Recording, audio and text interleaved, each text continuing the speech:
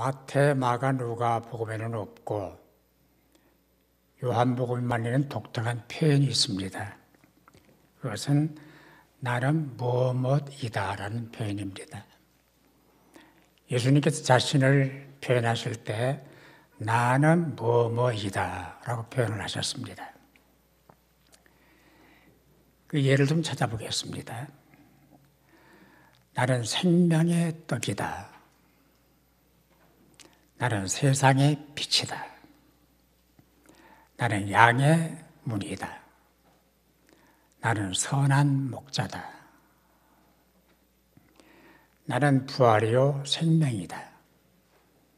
나는 길이고 진리고 생명이다. 나는 포도나무다. 우리 7차례나 나는 무엇이다라고 말씀을 합니다. 구약의 경우를 보면은 출애굽기 3장 4절에서 하나님이 나는 스스로 있는 자이다 라고 말씀을 합니다. 나는 스스로 있는 자다.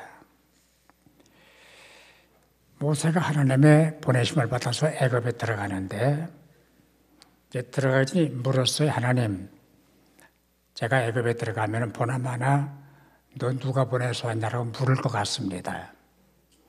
그럼 뭐라고 대답을 할까요? 누가 보내서 왔다고 할까요? 그랬더니 하나님께서 나는 스스로 있는 자다. 그렇게 나는 스스로 있는 자라고 얘기해라. 영어 성경은 I am that I am이라고 번역을 했습니다. 나는 나다. 나는 나다. 그렇게 얘기를 해라.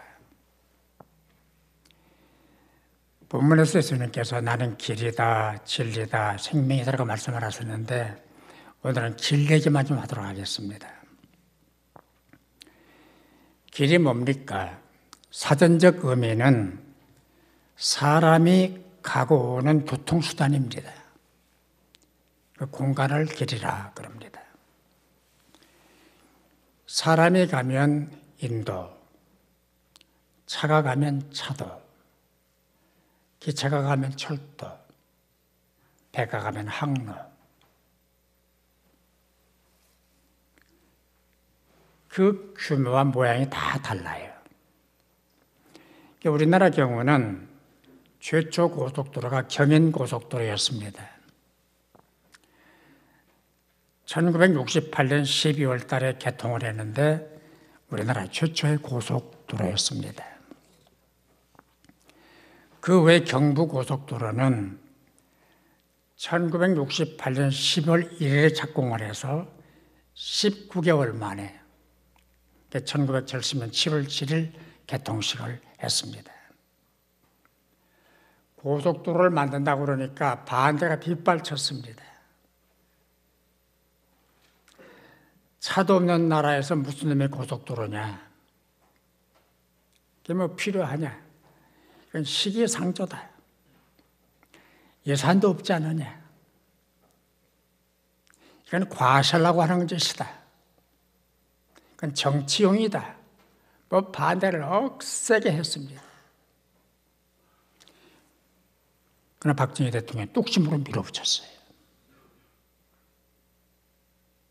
19개월 만에 개통을 했습니다.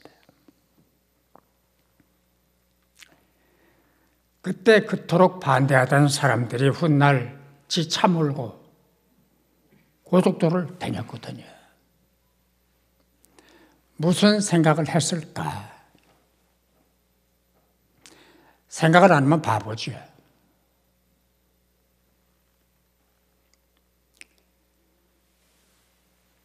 한 치 앞도 보지 못하는 사람들이었습니다.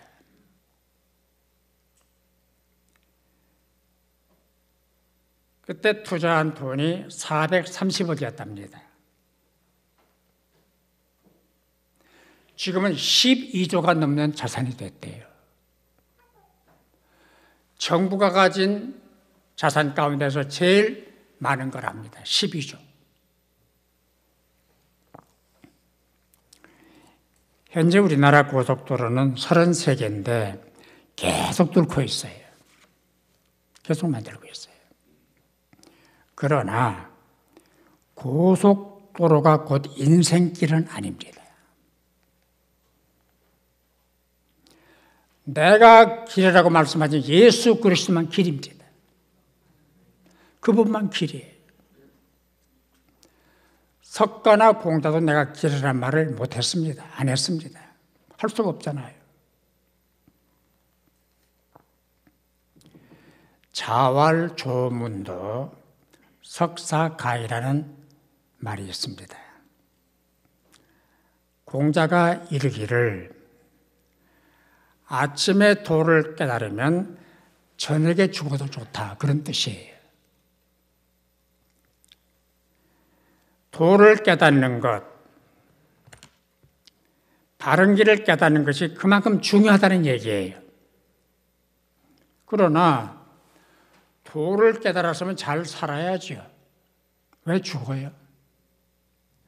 이게 그분들과 주님의 다른 점이에요. 내가 길이다. 나를 믿으면 산다. 내가 생명의 길이다. 얼마나 확실하고 분명합니까? 확실하거든요. 공자가 말한 길은 윤리적인 길, 도덕적인 길입니다. 예수님 말씀하신 길은 내가 길이다. 나를 믿으면 산다. 이 길로 가야 산다. 확실한 선포예요. 같은 길이 아닙니다. 두 가지로 나눠서 말씀을 좀 드려보겠습니다. 첫째는 바른 길이라야 합니다. 왜 우리 속담에 아는 길도 물어가야 한다 그런 말이 있잖아요. 옛날엔 길 표지판도 없고 이정표도 없고 길 안내하는 지도책이 없었기 때문에 물어 가야 돼요. 물어서 갔어요. 근데 문제는 한국 사람들은 숫자 개념이 막연해요.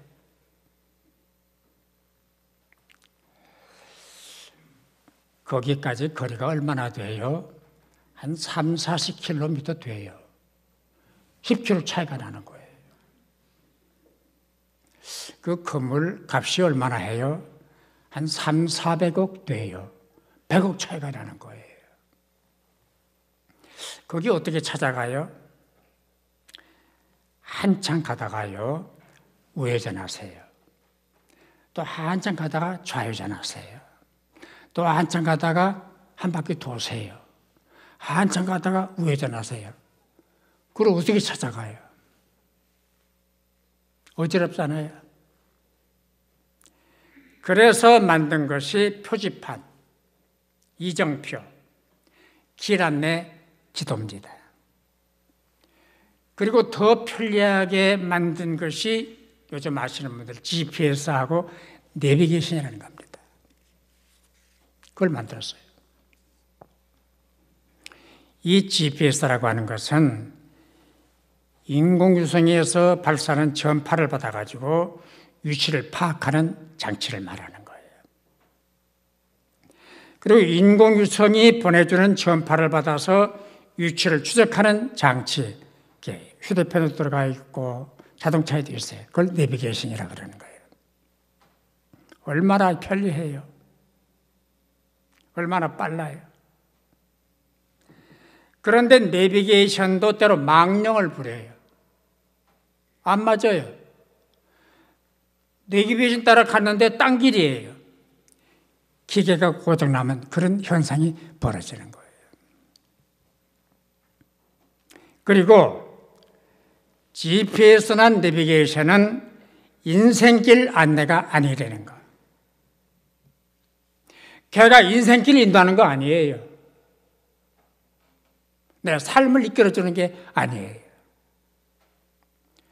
내 영혼의 길 안내, 내 생명의 내비게이션은 예수 그리스도. 그리고 책자는 성경.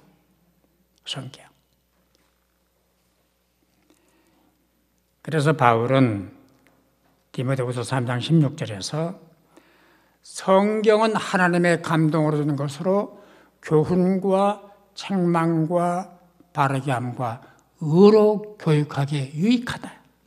내비게이션이다, 성경이.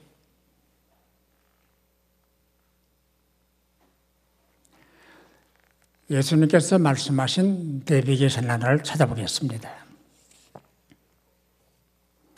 길 안내를 해주셨는데요.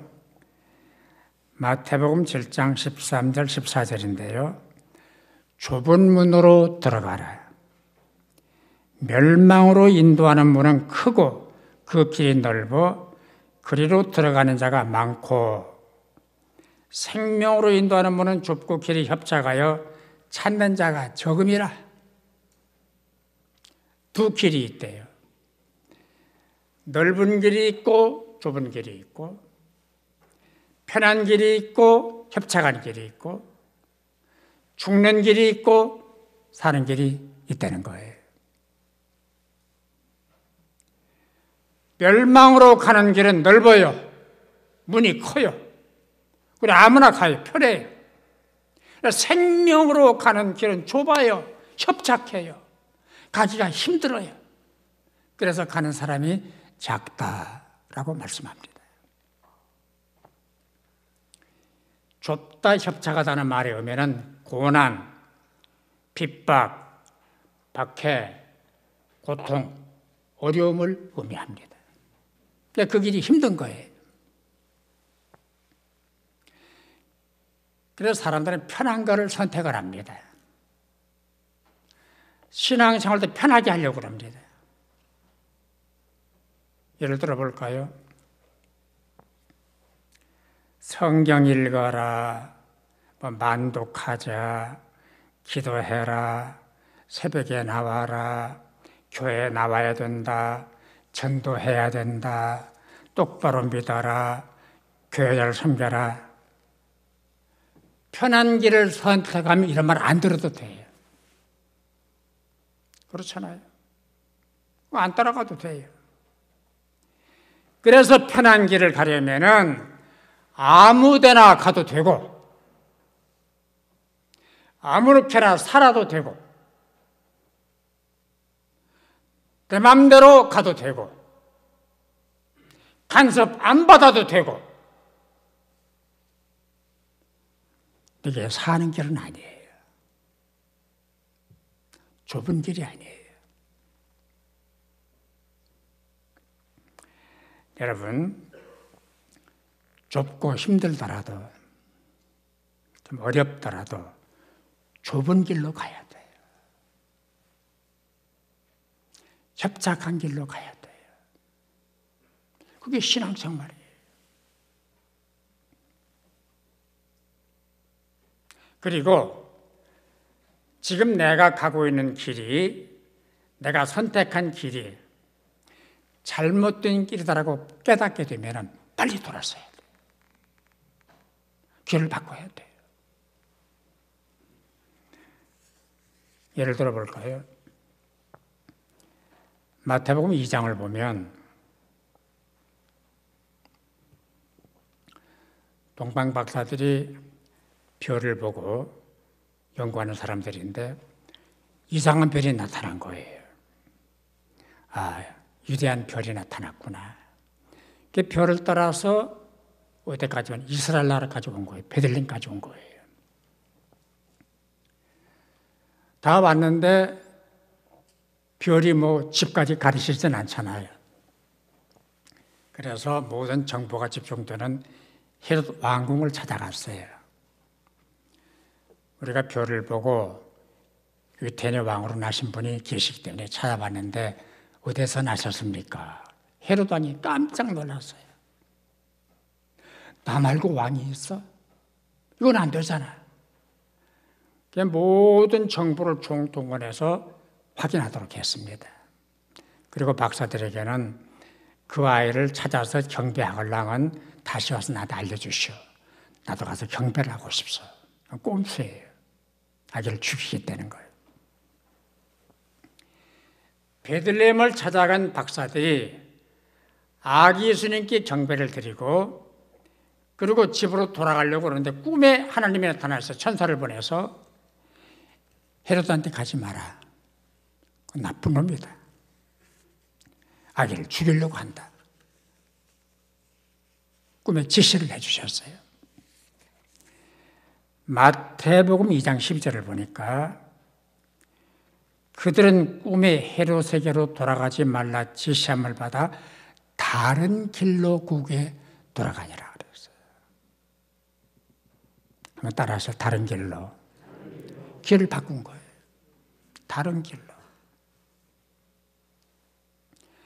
늘 다니던 길이라도, 익숙한 길이라도, 편리한 길이라도, 빠른 길이라도, 남이 다 가는 길이라도 그 길이 아니면 안 가는 거예요. 그 길이 생명의 길이 아니면 안 가는 거예요. 다른 길로 바꿔야 돼요.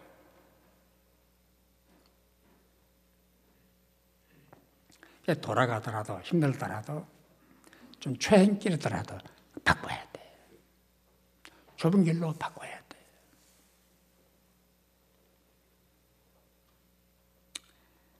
저도 길 가는 사람, 여러분도 길 가는 분들입니다. 서둘지 말자고요. 확실하게 가자고요. 덤비지 말고 차분하게.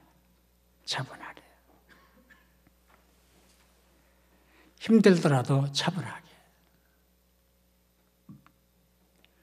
주전 950년경 이스라엘 사해 동남편에 우스라는 땅이 있었습니다. 마을이 있었습니다. 거기 욥이라는 사람이 살고 있었습니다. 욥은 본래 이방 사람이지만은 하나님을 섬기는 경건한 그리스도 신앙의 사람이었습니다. 큰 부자였습니다. 욥기의 그의 재산 목록에 나와 있는데 양이 7,000마리, 낙타가 3,000마리, 소가 500결이, 암낙이 500마리. 계산을 해봤어요. 현시가로. 얼마나 되나? 150억이더라고요. 150억.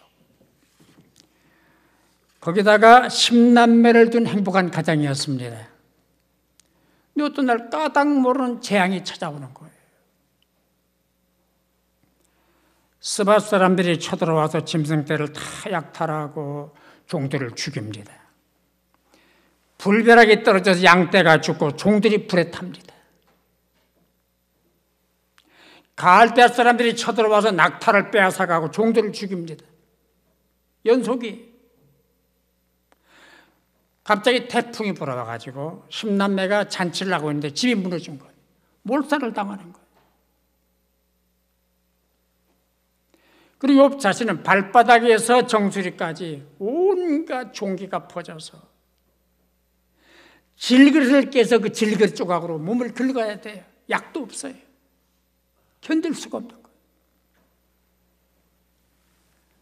이 꼴을 바라보던 아내가 여보 무슨 죄를 그렇게 많이 졌어? 다 죗값이요. 그래 사느니 하나님이 저주하고 죽으시오. 그리고 가출을 해버리는 거예요. 또 친구들이 찾아와서 유문을 한다고 찾아왔어요. 와서 하는 말이 너 죄값이야. 빨리 회개해. 너 심판받는 거야. 회개해. 상처를 주고 갑니다. 이런 상황에서 욥이 이런 고백을 합니다. 23장 10절인데요. 내가 가는 길을 그가 아시나니 그가 나를 단련하신 후에는 내가 숭숭 뛰어나오리. 나를 단련하신다. 이 단련을 거쳐서 내가 순금이 되었나 정금이 되리라.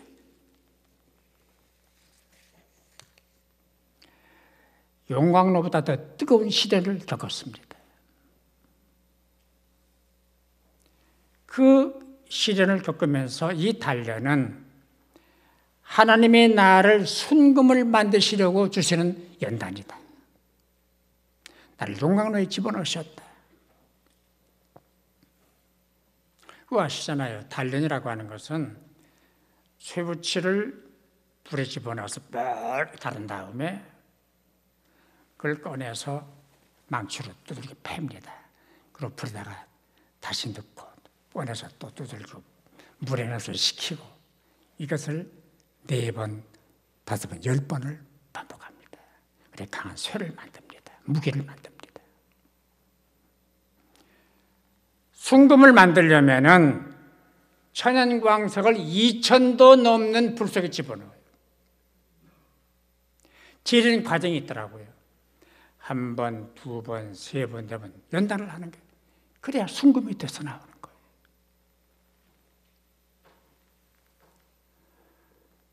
시편 66편 10절을 보면은 하나님이여 주께서 우리를 시험하시되 우리를 단련하시기를 은을 단련함같이 하셨으며 우리를 단련하셨습니다.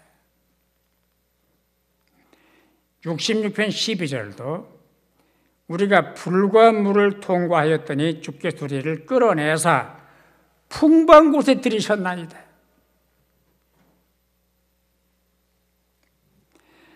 하나님이 이스라엘 백성들을 광야 40년 종광으로 집어넣었어요. 계속 훈련하시는 거예요. 그리고 가나안 땅에 들어가게 하셨습니다. 욥도 용광로를 통과했습니다. 욥이 용광로를 통과하면 어떻게 되었습니까? 첫째, 신앙이 달라졌어요. 욥기의 42장 5절을 보니까 내가 주께 대하여 귀로 듣기만 하였사. 듣기만 했더니 이제는 눈으로 주를 배웁니다. 믿음이 달라진 거예요. 신령한 눈을 뜨고 하나님의 존재와 하나님의 능력과 하나님의 사랑과 하나님의 섭리를 깨닫게 된 거예요. 신앙이 달라졌어요. 믿음이 강해진 거예요. 그분에게 재산은 배로 불어났어요. 다 배가 됐어요. 그러니까 150억이 300억으로 불어난 거예요. 아들 7, 딸 3. 그 당시 욥의 딸처럼 예쁜 딸들이 없었답니다. 그리고 210살까지 살았어요. 장수를 했어요. 근데 욥기를 아무리 읽어봐도 집 나간 아내에게는 없어요. 어디로 갔는지 돌아왔는지 왜 딴 여자하고 결혼을 해서 아들, 딸을 낳았는지 일절 기록이 없어요. 이 말은 뭐예요? 기억에서 사라졌다는 얘기예요. 여러분, 우리가 인생을 살고 신앙생활하면 하나님의 기억에 사라지면 안 됩니다. 내가 너를 안다, 너를 기억한다. 하나님의 기억에 남아야 돼요.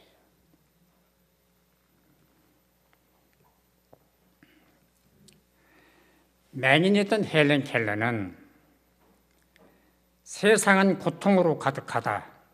그러나 그것을 극복하는 사람도 가득하다. 이길 수 있다. 나는 이겼다. 고통의 풀물을 거쳤다. 라는 고백입니다. 바른 길이면 힘들더라도 가십시다.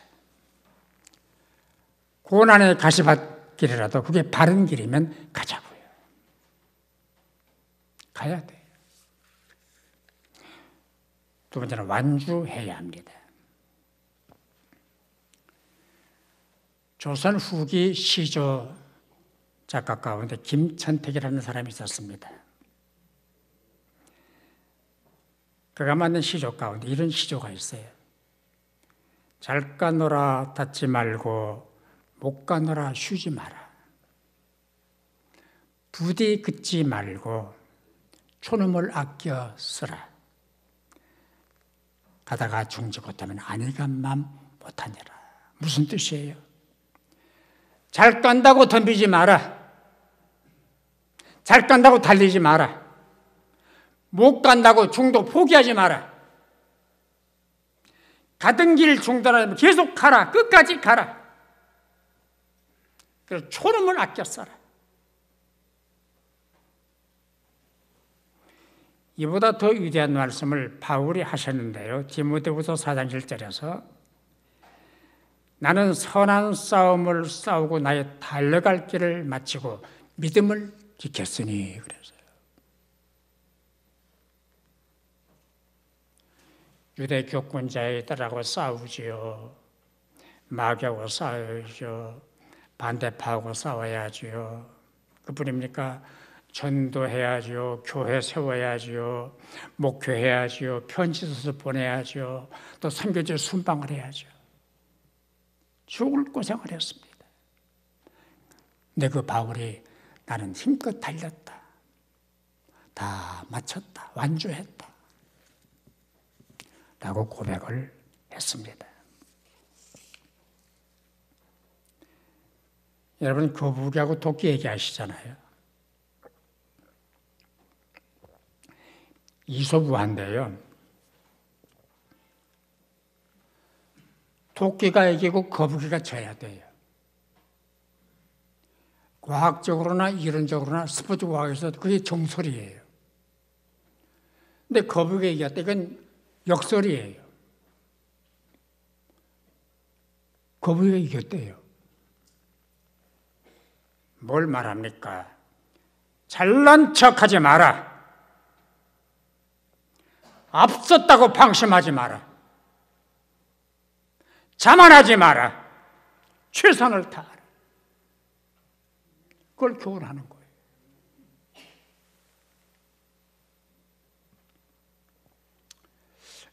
거북이하고 토끼가 경주 끝난 다음에 어떻게 사는지 궁금하시죠? 이것도 누가 만든 얘기인데요. 거북이는 내 스타가 됐어요. 막 기업에서 회사에서 다 초청 강연을 받으려고. 명사가 되고 명강사가 됐대요. 그리고 토끼 이기기 아카데미를 만들어가지고 후학들을 양성하고 있대요. 끝발 날리는 거예요. 토끼는 어떻게 되느냐? 자식들 다 불러 모아놓고 유언을 했어요. 절대로 거북이를 막고는 상동도 하지 마라. 손자의 손자가도 사귀지도 마라. 유언을 하고 귀를 뻥 들어뜨린 다음에 지금 한숨만 쉬고 있답니다.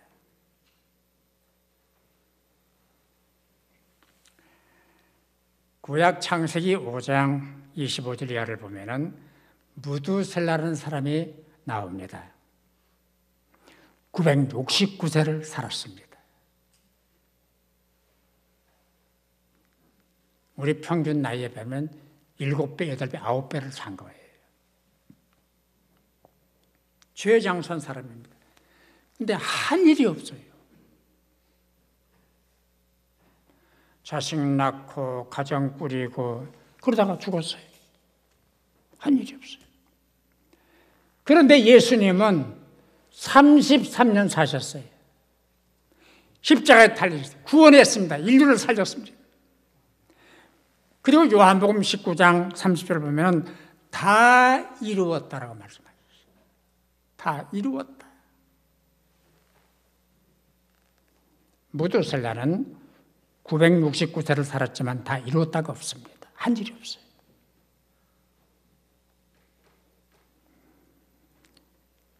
얼마나 오래 사느냐보다 어떻게 사느냐가 중요합니다. 얼마나 많은 일을 하느냐보다 어떤 일을 하느냐가 중요합니다. 얼마나 빨리 하느냐보다 끝까지 가는 완주가 중요합니다. 예컨대 마라톤 선수가 시속 120km 달려서 선두를 섰습니다. 숨이 차서 더 이상 못 가게 해서 포기를 하는 거예요. 무슨 의미가 있습니까? 완주를 해야죠.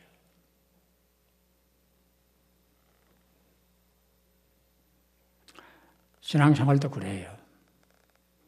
한 10여 년 죽자 살자 뭐 죽을 둥 살 둥 모르고 충성을 하다가 끄덕 포기해버리고 안 하면 무슨 의미가 있습니까? 차분하게 천천히 확실하게 10년, 20년, 50년 생명 끝난 날까지 하는 거예요. 그게 더 바람직해요.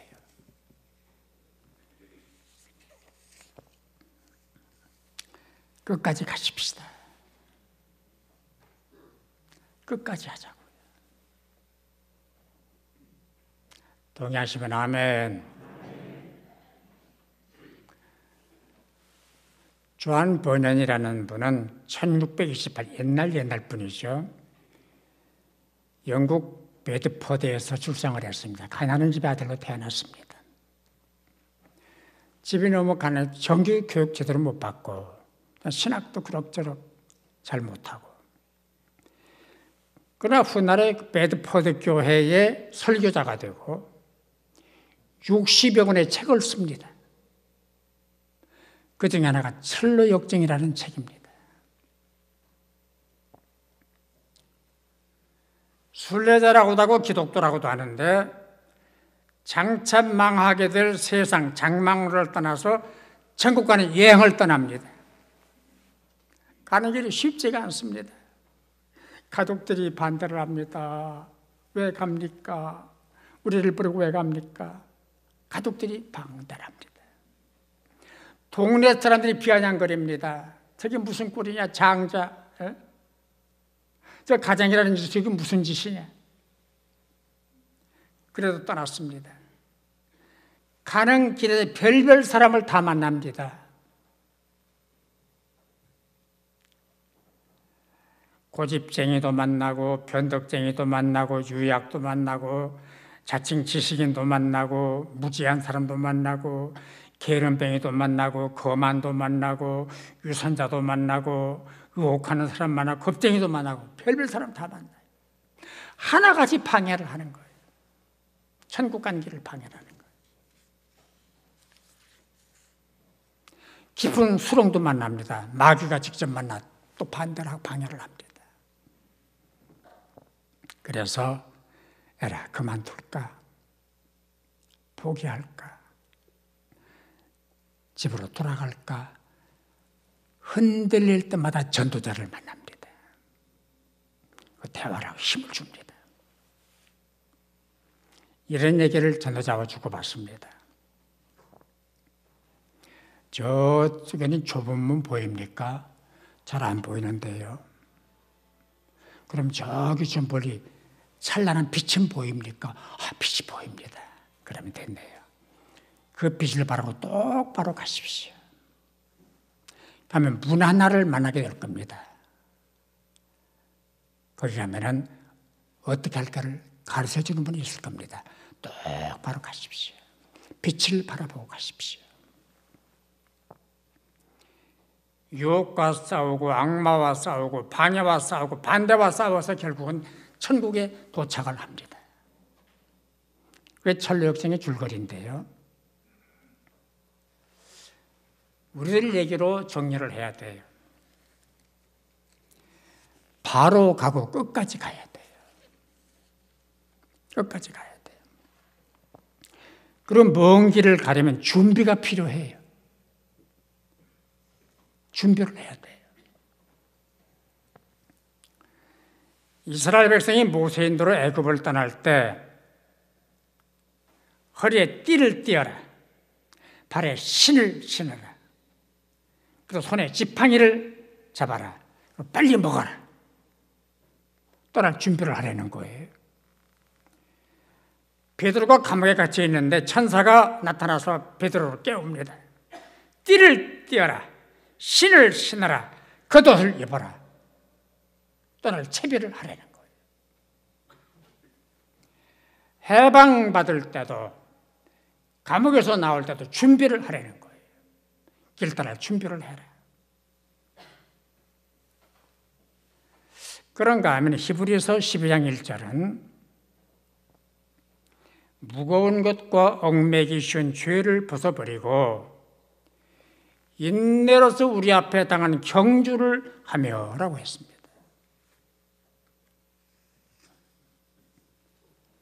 먼 길을 떠나야 되니까 준비를 해라. 네, 갈아입어라. 전장할 때는 전투복으로 갈아입습니다. 완전 무장을 해야 됩니다. 운동선수 운동복으로 갈아입습니다.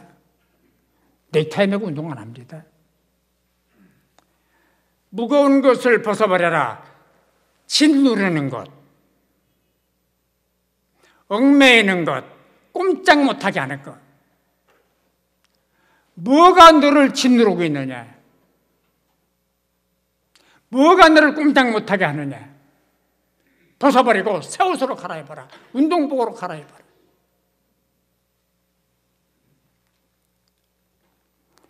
개인차가 있겠죠. 어떤 사람한테는 그게 습관일 수도 있고 생활 태도일 수도 있고 나만 아는 것, 나만 가지고 있는 것, 그 어떤 것일 수도 있어요. 그게 무거운 것일 수도 있고 얽매이는 것일 수도 있는 거예요. 그걸 벗어버려라.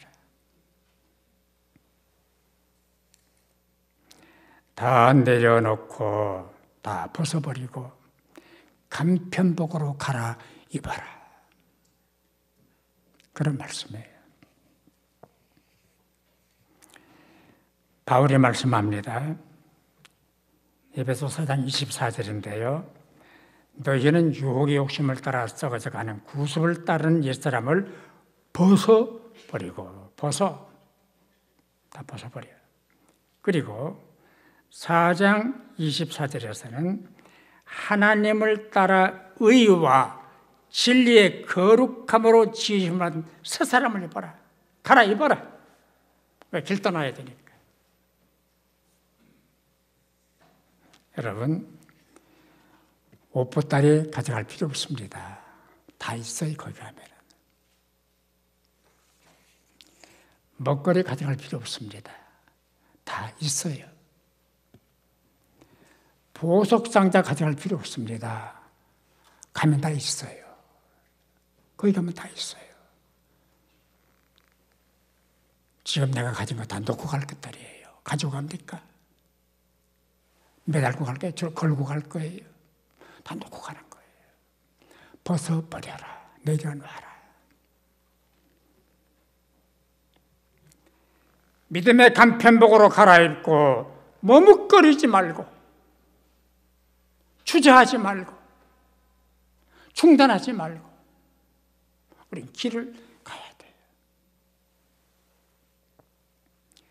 방해하더라도 가로막더라도 시험이 앞을 가로막더라도 힘이 들더라도 그냥 계속 가야 돼요. 어디까지? 주님 계시는 거기까지. 주님 만날 때까지 계속 가야 되는 거예요. 계속 가자고요. 그리고 도착하는 그날, 주님, 저 도착했습니다. 주님, 저 왔습니다. 그리고 주님 손 꼭 잡고 영원토록 영원히 또 영원히 거기서 주님과 함께 살자고요. 주님, 저 왔습니다. 저 도착했습니다. 기도하십시다.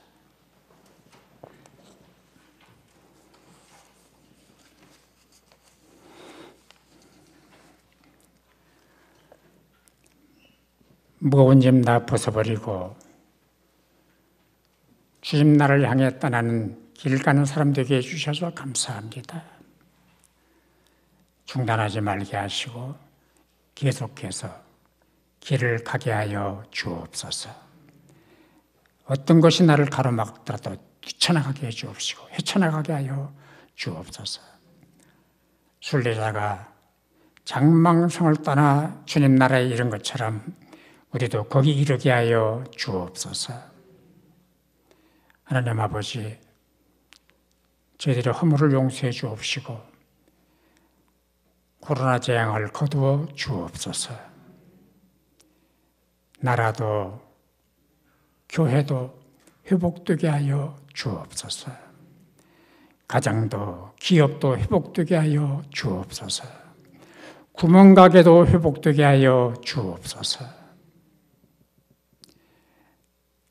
그리하실 줄로 믿사옵고 예수님의 이름으로 기도하옵나이다.